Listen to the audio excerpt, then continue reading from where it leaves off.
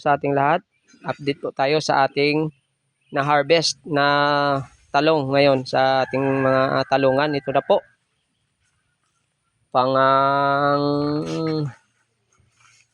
Pito na yata na harvest ito.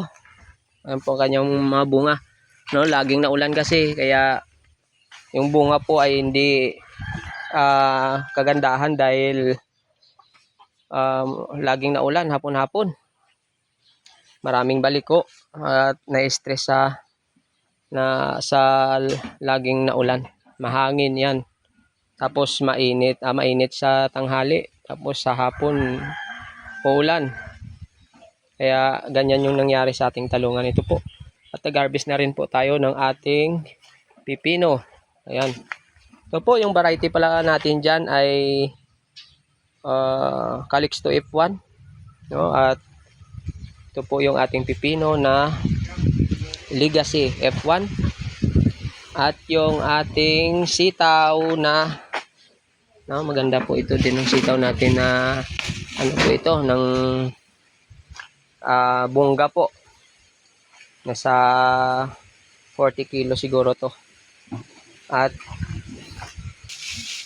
yan po yung ating okra.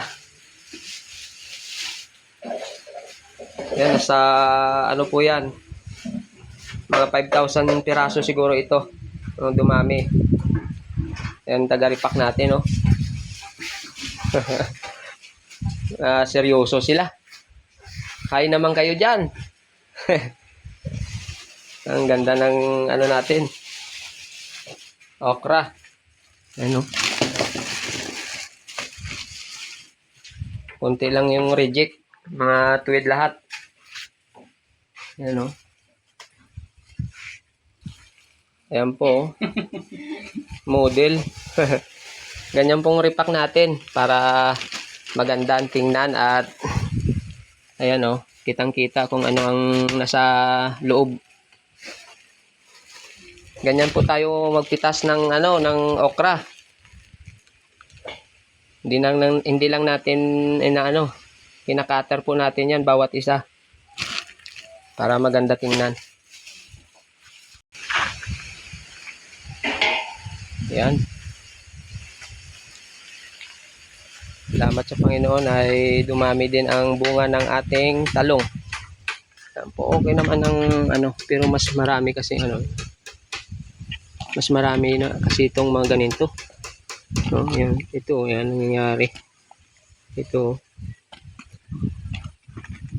Okay lang yan. May medyo mahal naman ngayon ang talong ngayon. Salamat po sa inyo at busy po tayo. Tayo lang po ang magre-repack din ito. Salamat po sa inyo. Naway ingatan tayo ng ating Panginoon.